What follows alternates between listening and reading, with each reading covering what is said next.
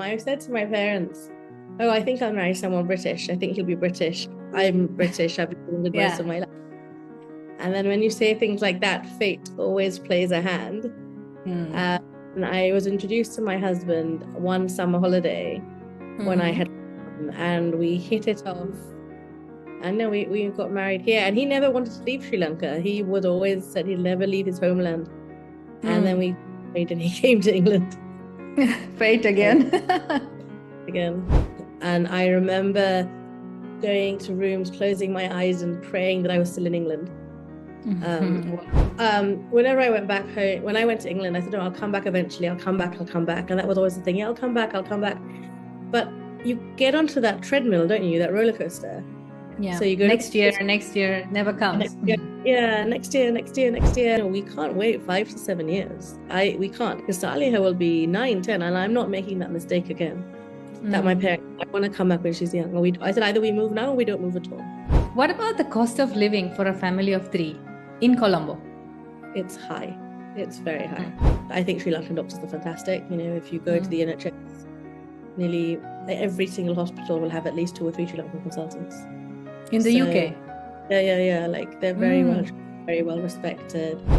How to prepare the kids for a transition in Sri Lanka, especially if you're coming from a very developed country like, you know, Europe or America?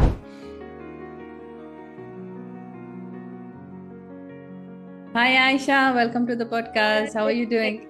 Thank you so much for having me, Lena. I'm good. Thank you. My pleasure, Aysha. I'm good too. It's just less than 1 week to come home. So I'm so excited. I remember those days, the chaos. Yeah. I'm going to learn something from you, I'm sure, today. So could you please introduce yourself, Aysha? So my name is Aysha Ziauddin. I was born in the UK and then I lived there till I was 8. 8 to 18, I moved to Sri Lanka. So I was in Sri Lanka 8 to 18. And at 18, I went back for university, stayed for 19 years, and then returned home in 2021. And so you studied in the UK, you became a doctor. Yeah. And then I believe you met your husband there, and now you have beautiful children. No, actually, I didn't meet my husband. I met my husband here. So I was I said to my parents, oh, I think I'll marry someone British. I think he'll be British. I'm British. I've been England most of my life. And then when you say things like that, fate always plays a hand. And I was introduced to my husband one summer holiday when I had come, and we hit it off. And no, we got married here. And he never wanted to leave Sri Lanka. He would always said he'd never leave his homeland. And then we married and he came to England. Fate again. Again. So nice. That's how I met my husband. Okay. So so you were born in the UK, came to Sri Lanka, and then went back. So you grew up in both countries. Can you please tell us about that? So I grew up in England in Norwich, which was a very white area. Like we were the only brown kids in school, sort of thing. So that was, I didn't even realize there was anything different between me and my peers. But then we came in 91, so I was 7.5. And that was a very challenging experience. I remember it was so different. Like I lived in a little village in rural England. And I went to a very small school, and then I was in Colombo in a lot bigger school. And also my parents did have, putting up their own business. So because of that, financially things were quite difficult. And I'm older than you, but basically Sri Lanka in the 90s, early 90s was very different from Sri Lanka now. There was no TV. There was TV started at 5:30. No, actually I was about 9 when TV started. Before that there was nothing to watch on TV. There was nowhere to go. Like it was very, very different place, very different from the UK, at least for me. And I found it hard. And I remember going to rooms, closing my eyes and praying that I was still in England. So it was tough. And I found school quite hard till I was about 13, 14.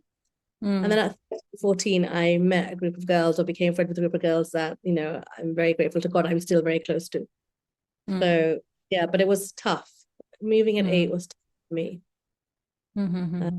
We didn't want to repeat that with my daughter, so that's why we came when she was younger. Okay. And how was schooling in England? What's the difference between you going to school in England and in Sri Lanka? I know it's different now, but back then. So back then I went to an international school then as well. It was very, like, my teachers lots of them were English, and the curriculum English, but it was a lot more, it's very different now, I must say. But at the time, like in England, so for example, it was a lot more relaxed. There was no homework. The children would sit around circles, like in classrooms. But when I came here, the children were in like rows, and the teachers were very strict. And I remember just thinking, what is going on here? It took me a few years to get into the groove of that as well, actually, looking back.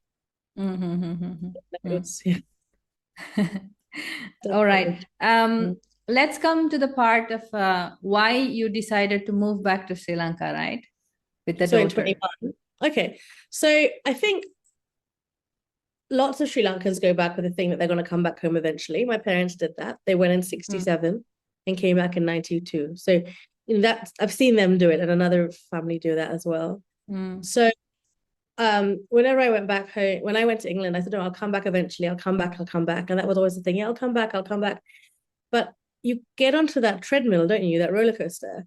Yeah. So you go next year never comes. Next year, and then I was so after medical school, so I was in medical school after when I finished medical school. And after medical school, it was like, oh, I'll do my postgraduate training quickly and then go back home. And then I changed specialities, and then I finished my postgraduate training. And then I was like, oh, I'll just work a few years here just to see. It was always next year. And what happened was COVID happened. And that really made us really rethink. And I think we were never, as much as we loved England, both my husband and I are very family oriented. Like, we both are really close to our families. And I remember, and this image will always stay with me, it was January 2020. And what a calendar, wall calendar you put on the wall.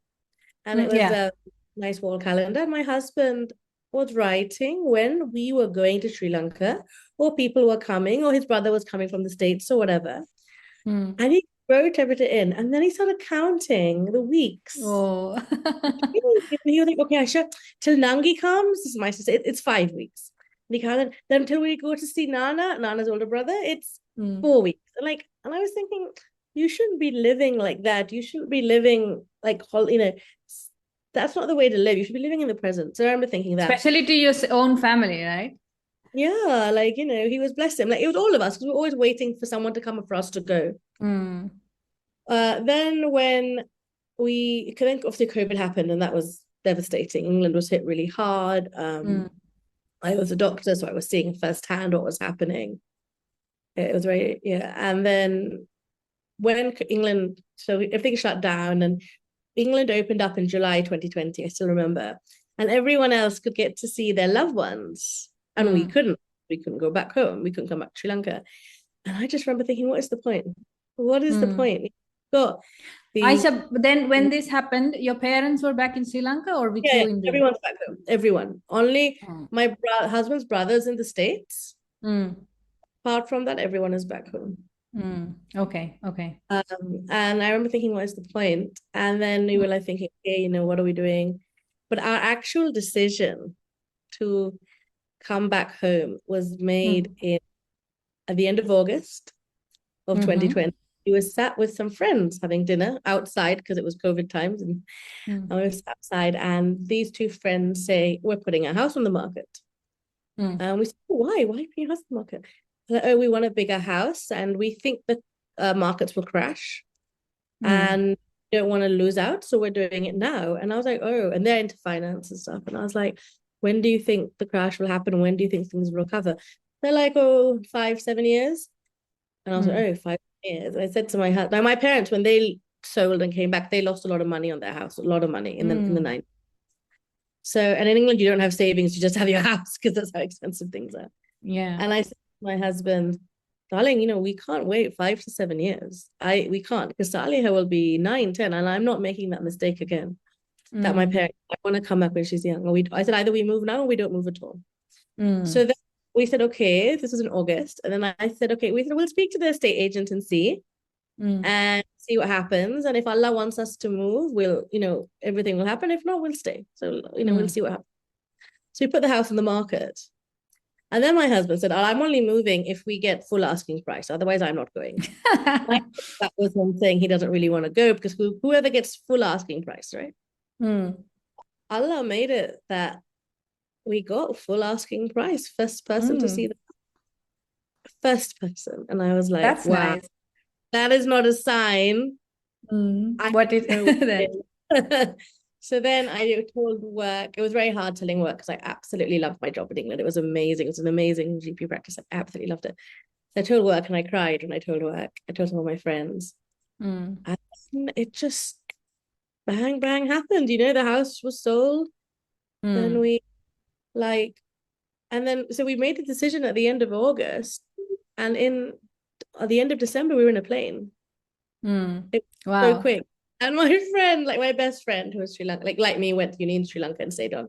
She's like, Aysha, you spend less time deciding to go to Sri Lanka to live than I do when I decide to go to Sri Lanka on holiday. Yeah. Yeah, that's such a brave, risky move, isn't it? Yeah, it happened. It was, I think back and think, good Lord. But actually, it was quite, my entry back home was also quite interesting. It was during COVID, and we tested negative for COVID before we left, right? If you think you take COVID tests, and we enter Sri Lanka and we go into our hotel, and then a day later we get a phone call going, you've tested positive for COVID. Ooh. So that was a bit of a shock, and we were taken to an evacuation, like an isolation center. So we thought we'd be in a lovely 5-star hotel for 2 weeks, isolating. I'd brought so much of stuff for my daughter, got a plan, everything for every day of isolation. But instead we were in an isolation facility, like a government-led one. And then I was quite ill. So then I was taken to IDH. So I left my husband and child in this center, not knowing if I ever see them again, because pre-vaccine, pre-treatments, it was terrifying. Yeah, so that was a lovely rosy story till the very end where I became very, very ill. But you're here with me, so everything turned out well. It happened, yeah. Aysha, I want to ask you, yes, the fact that your parents are there, and I mean there because I'm not here right now in Sri Lanka. Your parents are there and you visited frequently, the place, it's your home country. But making such a big move, were you guys discussing about what's going to happen about your daughter's education, future? Were you hesitant or were you Googling things? And how did you prepare mentally? So, because I am a product of Sri Lankan education, I went to medical school from Sri Lanka, right?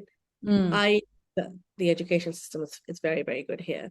Thing is, what you have to remember that for example, in the UK, unless you are in an area where there's a grammar school or a very, very good comprehensive school, and there are not many, most, especially Asians, put their kids in private schools because the state sector isn't as good as it could be, and especially you're already at an advantage because you're brown, right? It's just a fact of life. So I knew the schools in Sri Lanka were very good. So I knew that. To be fair, my sister has a daughter the same age, so I kind of just where she went, I thought, I'll just go where Nangi's, but it helped the decision making a lot. But I knew, I'd always known the school that I chose was the one that I wanted my daughter to be in.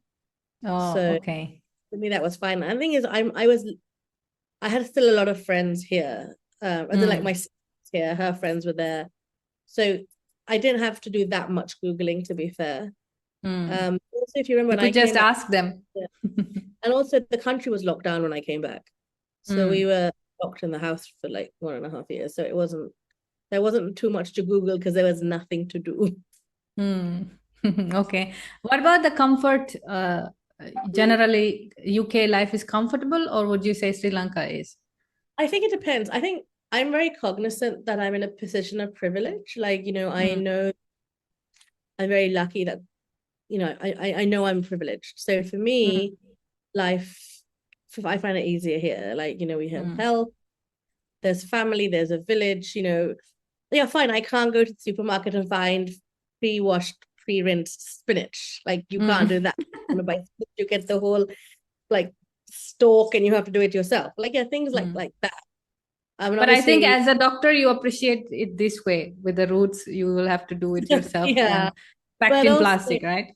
yeah, packaging plastic. And also, life for me, I much prefer life here. Like, Mm. I find England quite isolating. I think it's a very, when you come back from work, that's it. Like, you don't see Mm. anyone in your little bubble. While here, obviously, you come back from work, it's rare. You often are doing something else after that, aren't you? Like, it's so social. Um, yeah, like sometimes I think I don't know why I stayed for so long, to be fair. Like, it depends on personalities. I'm very extroverted. I love people. I love my family. So for me, being away Yeah. for so long was very difficult. Having said that, Mm-hmm. in England, I was very British. Like, I was very British in England. Like, I was a member, but then funnily enough, I've spent most of my life in the UK. Um, And also something very interesting, you mentioned that in Sri Lanka you could get help affordably, right? yeah. In Europe, it's just a dream. So like in England, I mean, we had a cleaner twice a week. mm, But it's yeah, yeah, it's it's but not expensive. not just paid help. I mean family help as well, Mm, mm, Like, mm, if you want to go out for a meal, like we don't have live-in help, we just have, if I want to go out with my friends or my husband for a meal, in England that would be near to impossible. But here, I'd be mm, like, my parents, I have my sister, I have, my in-laws, like there's so many people you yeah, can ask. yeah, While yeah. again, I know mashallah, I'm privileged for that. Not everyone's in that boat, Mm, but that for me, the village is very much still is here. the social network is larger in Sri Lanka, right? Yeah, it's lovely, mashallah. Mm. So how is it? Again, how old was your daughter when you came? She turned 4 when we arrived here. Okay, 4. Yeah. So how is it raising a child in Sri Lanka? Because most Sri Lankans who are abroad, they have this thought like, oh, am I destroying my child's future by, moving there? Many confusions. So how do you find it? Thing is, I need to put the caveat. We have British passports, Mm, so that I think is a big role. I think, and that mm, does influence decisions. So we have British passports. mm, For me, again, thing is, if you think, I think the main thing is university, right? That's what you think about. But even mm, now, students pay so much for university. Like, there's no. When I went to university, it was £1,000. Now it's mm, 10,000 more when the children grow up. So mm, that's the big thing. But the cost, by the time you look at the money, it's so expensive even for British students to go to university. But mm, regarding opportunities, in England, yeah, fine, the buildings are shiny, but mm, you don't have if for me, like having the children with their grandparents, with their cousins. We're from Candy originally, so we go back but once or twice, mm, once a month, once. Being in with their other cousins, being running around, in the village where we ran around when we were children. That is so much more important than whether your kid can go to the shiniest gymnastics um mm, in England. Things mm, There are lots of things for kids to do here. There's so much. Like, you could fill your child's day with so many activities and mm, still, well, there's football, there's horse riding, there's tennis, there's basketball, there's robotics, there's gymnastics, there's so much. mm, Of mm. Some of it isn't cheap, We are talking but about Colombo, yeah? yes, Colombo. I'm not sure Mm, about golf. I know in mm, Candy there are sports like gymnastics and all of that coming up. mhm, But Colombo has, my God, Colombo is packed. There's so much to do for children. mm, mhm, mhm, mhm, I wouldn't ever, I've never thought, oh, there are opportunities. If your child is like an amazing tennis player or something and you want them to go to Wimbledon, then maybe, right? But if you just want to, it's fine. Like, mm, I think mm, having a hug from your grandmother is something you can never. Oh, You yes. can't put a price to that. And what, we Yeah. know that it's so important for children to have family bonds. Yes. Another thing Yes. also you think, in Sri Lanka, you're at home, while in England and America, wherever you are, you're always seen as an immigrant. And the world is becoming quite right-wing now, especially, like if you see what's happening in the US, you see what's happening, and wherever it all trickles down. So sense of worth, to have a sense of identity, I'm happy that they're back home. That's beautiful. That's one of the major reasons I'm coming back to Aisha, because I want my son to feel that he belongs where he lives. He Yeah. belongs with people, and people won't think twice to play with him. I mean, the kids, or talk to him, because we faced this in the Middle East. We were in Really? Dubai before, and there were instances where he was playing with a kid and he said, Mama, can I meet him again tomorrow? And I said, yeah, take the number. But believe me, the mother asked the kid to ask my son where he's from. And the moment I always go as Sri Lankan, like my son is Sri Lankan, Yeah. like me. Yeah. And then she, like, her face changed suddenly, and she said no to her kid. So this broke my heart. And my son, this is another thing. He's proud of being a Sri Lankan, because for him, we've only been on holidays. He's seen the beaches, So he's like, I'm a Sri Lankan, I'm exotic. But then he doesn't understand with his little brain that these people look at us differently, So I don't want my child to go through this. And this is one of the major reasons I want to come back. I just wanted to mention this. Yeah, I think that's a very valid reason to come back home. Yeah, socializing is important. Aisha, can we dive a little bit deep into the education, because you've been in both countries? Yeah. Because many people, many Sri Lankans who live abroad, they're scared of coming back, right? And when I talk to them, they're saying, you're making a big mistake. Sri Lankan education lacks facilities. You know what I'm talking about, right? But Yeah. one thing I saw when I was in UAE, and I mean UAE education, let's not even go there. But in Europe even, I feel like it's very theoretical and less of practicals or skill based. So I want to know from you, since you experienced both. Would you agree with me, or? So I was in the British system even though when I was here. Like even when I was here, I did A-levels, London O-levels. To be fair, lots of kids are now doing London O-levels, London A-levels. I Yeah. cannot comment on the local system. My husband did the local system, and he said there was a lot more memorizing than application. But then coming from abroad, it's very rare that you put your kids into that system anyway. You put your kids into the international school system, which is Edexcel or Cambridge or Pearson's or whatever exam board. So it would be different. I think the education standards are really high here. I think, the school that my kids go to sends kids to Harvard. Well, used to send kids to Harvard. I don't know if they can still do it, but sends kids to Harvard every year, sends kids to every year. Like, I think the standard is very high. But that's since I came home, because I knew this. To get similar standard of academic education in the UK, well, it's quite difficult. By skills, what I mean is we learn from observing, because Sri Lankans are very multitasking, right? Yeah. So it's like someone is cooking, someone is handling the garden, growing food, someone is just mending something, repairing something. So we have, as kids growing up, we have the exposure to all this, right?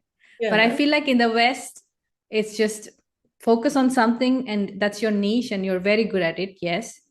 But then when it comes to other things, you're a bit lost. This is my observation. I seen that. I don't know. I think I think honestly though, now with the world is a lot smaller place than we were growing up. Like I took my child, it doesn't matter which, I took my child to England for a holiday, and she was doing and singing and talking exactly the same as my friends' children, because they all watch the same TV, they all watch the same YouTube, yeah. they all watch the same Netflix. So it's, well, when we were growing up, our TV was 10 years late. Like we were watching TV programs on there was MTV at the time, not music TV, like RMTV, which were 10 years older. So I think really the world, I think all of them are the same. I think children now, it's globally, are very similar. They're all just glued to their devices, and I think it's the same everywhere in the world. I don't think Sri Lanka. I think sadly I haven't, at least in Colombo, I don't see schools as much as they used to be. Okay. So let's come to the most important topic now. What are the challenges you face after moving to Sri Lanka, or life in Sri Lanka generally? So we moved back during COVID. We moved back, and then we were also here during the power cuts. We were here during the Aragalia. So it was challenging. But people would say to us, why don't you just move back? And I'd say, well, what's the point of us being in comfort when people you love are in difficulty? Like, that's how I looked at it. That's a good point, yeah. That's how I looked at that. Regarding challenges, so for me, like, it was career, like getting my SLMC registration took 2 years.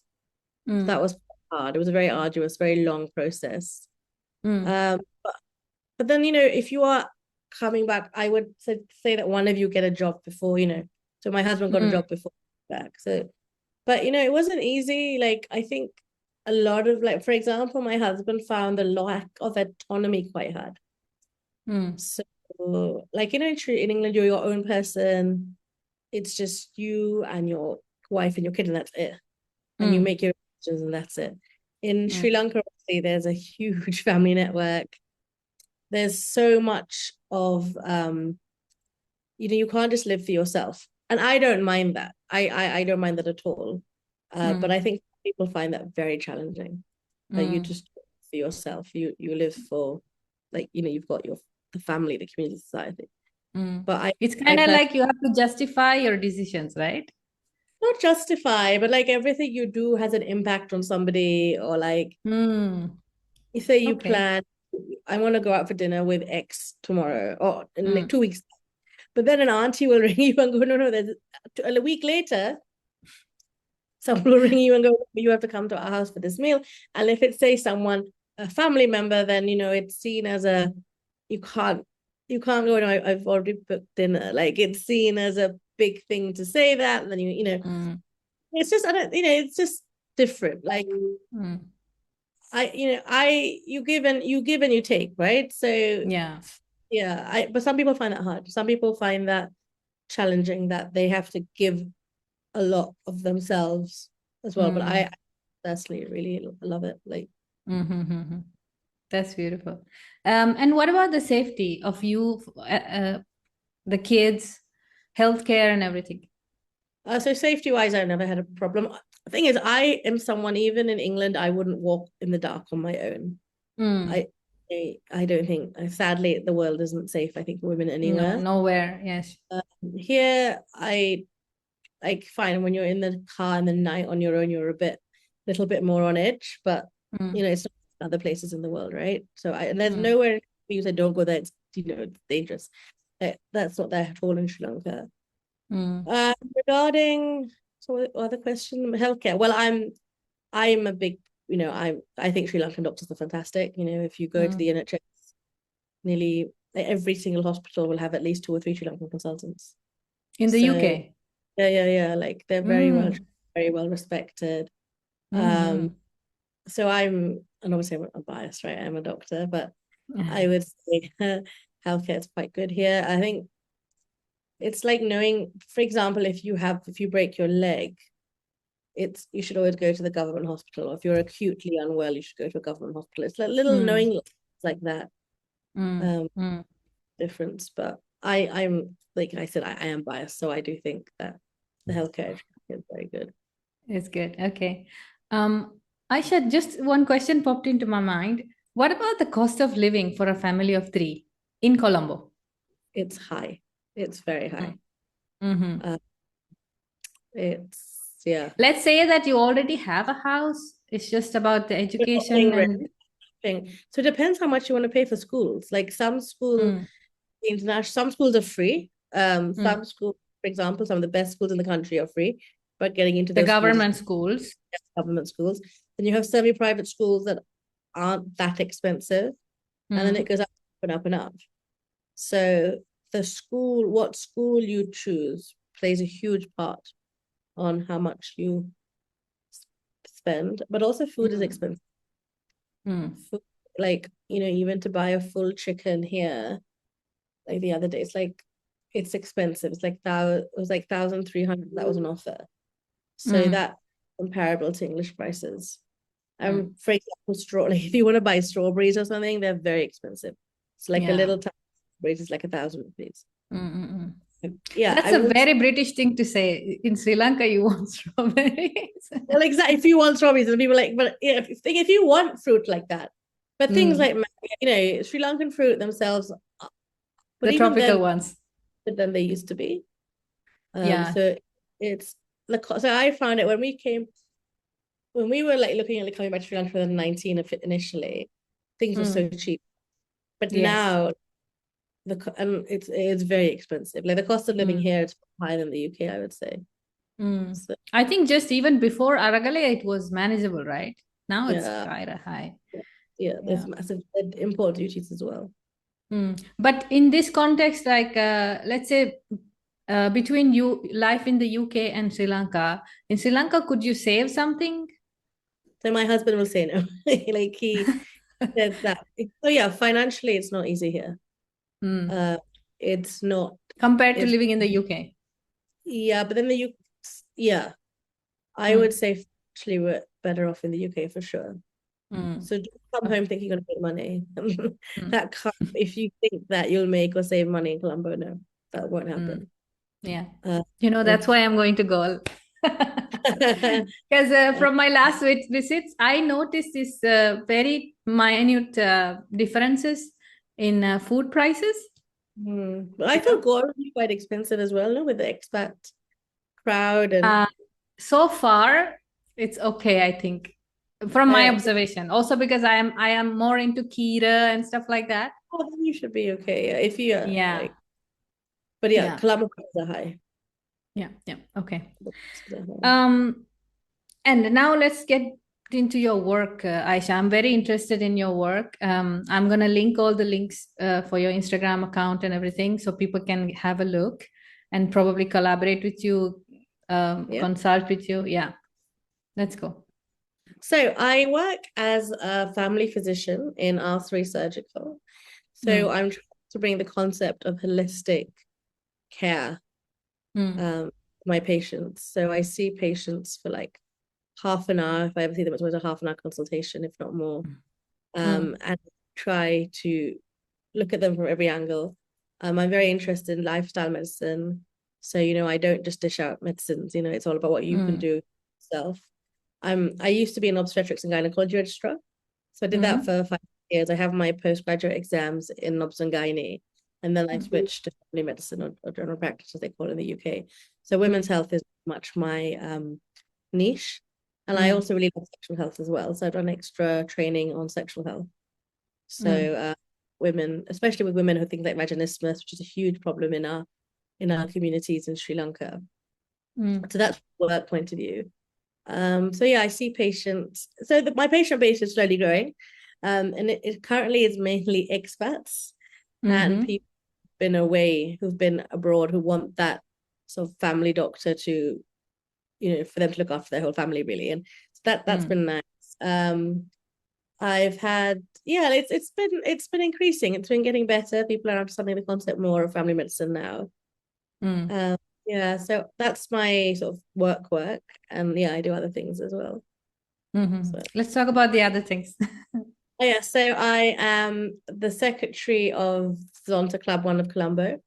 And I do that because they mainly look at women's empowerment, women's advocacy, and fundraising for women. And I love that. So, we've done projects like of looking at period poverty. We've done projects, so educating women on financial management. We did lots of things for domestic abuse in November. So we had huge, for like 3-4 factories, we had hundreds of people, and we gave men and women and the talks on domestic abuse, and for the men as well to understand it. There's no point just telling the women, is that it's for the men to know what's happening. That's Zonta. At the moment, we're fundraising for the most vulnerable women in Colombo with another charity. So, who are involved in sex work. And it's really sad because most of these women are forced to do it by their husbands or their fathers or their husbands. So these women are so vulnerable, and we're involved in a charity called Palmera to try and help women out of that. So that's something I'm quite excited about. I'm also a co-founder of something called the MWC, which is an empowerment platform for women. We're looking maybe at Muslim women here because obviously Muslim women have more cultural barriers than other women maybe in the country. So yeah, that's been going well as well. We've had a big interfaith iftar, which was really nice last Ramadan. And we do talks for everyone. We've been doing a few talks for everyone. So that's been lovely. So yeah, that's the other things that I'm doing as long. And I have my daughter who's 8. So yeah, it's alhamdulillah, it's busy. It's back home has given me the opportunity to do those things that I couldn't do in England. Like I couldn't. Exactly. I'm thinking the same right now, looking at you. If you were there, you're just another person living your life. But in Sri Lanka, look how much you're contributing. Well, it's not even, I have to give credit to my husband and my mom and my sister. They, we can all do it together. Like in England, I was a doctor in the UK, I'm very grateful that I could give back to the NHS. But it's just that, and then I'd come home, and then I'd have my daughter on the days I wasn't working. And when you have a little girl on your own, you can't do anything but just be her mum, right? I love that. But here, I can go, Ma, can you just look after her for an hour or so she could lovely time with her grandparents? Or like my dad, I'm not that good at maths, and my dad is. So then I'd say, Papa, can you teach her maths while I go to something else? And my dad will teach her the maths, and she'll do well in the exam with the maths. So there's so many things. You don't feel guilty as well because you've got, they're getting quality care. They're not with their grandparents. And my sister is a massive support to me. Her daughter's 4 months younger, so they're basically twins. So they're always together. Also, if you see from another perspective, these girls are exposed to these brave women who are trying to do something, give back to the society. I think that itself adds to their character, hopefully in the future. We tell them how important it is to give back. Both my parents are very involved in philanthropy and charity and all that. So I've had that as a model as well, that you always give and involved. So you shouldn't say it's not my business because you can't. So yeah, no, inshallah, it's something that my parents and my grandparents did, so I'm hoping the children will continue after me. But yeah, it's because I'm home. In England, when I was younger, before the little ones, I was involved in other things. But when I was juggling, running a house, a very stressful job, a little girl, and everything else, it was very, very difficult. Nice. All right, Aysha, I think we are reaching to the end of the episode, but I have 2 questions. Okay. Now, do you have any message to returning Sri Lankans? Now, in this, I'll divide this into 2. How to prepare the kids for a transition in Sri Lanka, especially if you're coming from a very developed country like Europe or America. This will be my first question. And then how do you have any general message to Sri Lankans who are moving back, like how to prepare or what to keep in mind? Anything? Let's talk about the kids first. Yeah, the children. Like I said, because the children are exposed to the same sort of culture now, because they're watching the same things, because they're doing the same things, the shock is a bit less. And Sri Lanka is now, the malls we have big malls like the West. I would say, to be fair, the malls in Sri Lanka are better than the malls in England.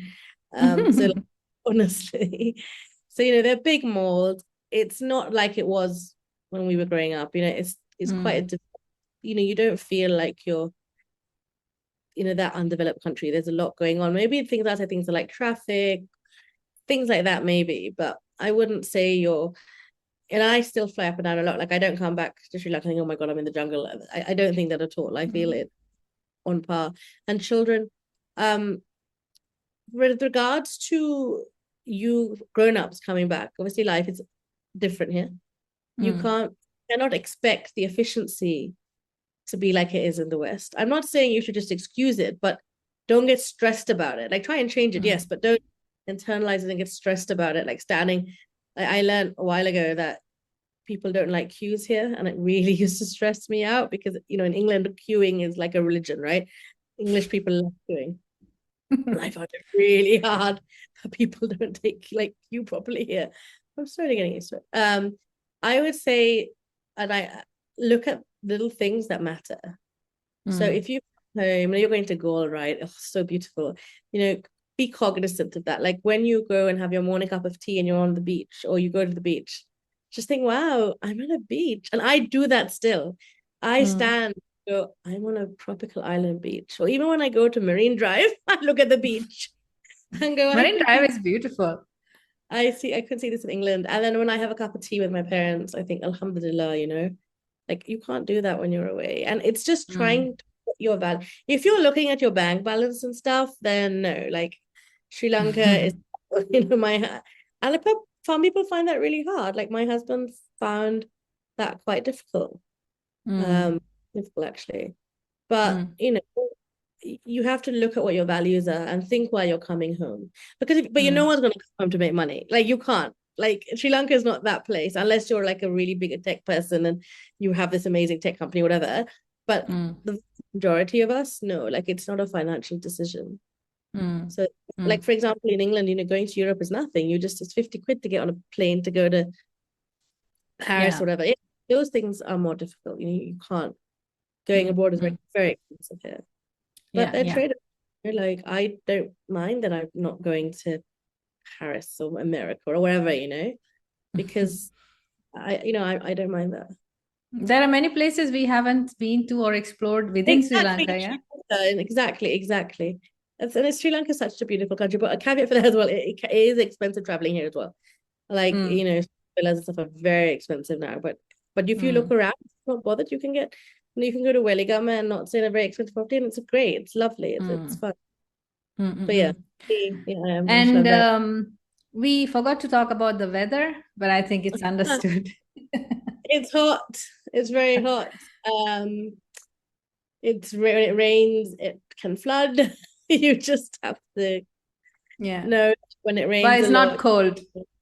There's a perk. Yeah, it's not cold, and it doesn't get dark at 4 o'clock in the afternoon in winter. Oh, I hated that. Like night, you go to work, it's dark, you come back and it's dark. None of that.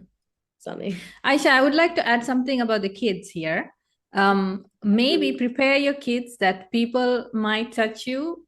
No bad intentions there, I always tell my son, because in Sri Lanka, people are like, oh, when did you come? How are you? Oh, like that. So I've told my kids, like, you don't have to hug anyone if you don't want to. The whole Sri Lanka thing of hugging a child. And I think, okay, just give a high five. And I think that raise eyebrows with the family. But, you need to have your own thing, your own boundaries, right? I'm like, if you're not comfortable, just give a high five. Yeah. So I mean, it's not just the family, right? Even if you go somewhere, Achi or some uncle, they will be like, Puta, how are you? So it could look as like a weird thing, because in the West, people don't do that. Strangers don't touch your kids. So well, to be honest, I haven't noticed that much with my kids. But your kid is your husband's not Sri Lankan, right? Your husband's no. Yeah. So your kid is fair. Maybe if he looks like a tourist, then maybe, but with like our kids, not noticed it. Yeah, I mainly observe this with the tourist kids when I go down south. Every time we come on vacation. Blue-eyed kids, yeah. Yeah, and the tourists, the mom and dad, they have like a weird reaction in their face. Why a stranger is approaching my kid. But people are a lot more friendly here. We were discussing that. People chat. People will help you. Yeah, people help you. It's a lot more like society's a lot more open. But having said that, I will say though, say you've got kids and you go to the park, sometimes it's hard to make friendships like that. Like I remember like trying to talk to people in the park and people look at me like, who are you? So a really good way in Sri Lanka, a really good way of trying to make friends is to go to these classes like football, all of these different activities, and make an effort. So even if you can drop your kids and go, don't go. Stay and talk to the parents, and that's how you will start making friends. Make friends, yeah. Aysha, do you speak Sinhalese? Okay. I mean, are you approaching these people with English because they're like, who is this British person disguised as a Sri Lankan? So basically, yeah, people do laugh at people get a bit surprised, like I have an accent. Yeah. No, my Sinhalese is also, it's that is the thing. My Sinhalese is not great. Something I have to. What about your daughter? Are you teaching her Sinhalese? Yeah, so Tamil, of course, is mother tongue. Yeah, so we speak. My mom is quite strict at speaking to the kids in Tamil. Sinhalese, they were doing classes, yeah. So my husband is supposed to teach them Sinhalese. He can speak. Oh, he's a Bashana. He went to he was local system throughout. He went to Club University. Okay. That explains. Very different. Like, yeah, my husband played sport for Sri Lanka. He never wanted to be, and then he married me, who was such All right. Thank you, darling. It was so nice talking to you. Thanks for all the inputs. I'm sure it's gonna help people. I hope so. It'd be lovely to see you when you come back home. For sure. Yeah, for sure. Yeah. All right then. Have a nice day and good luck with all your projects and social work, Aysha. Thank you.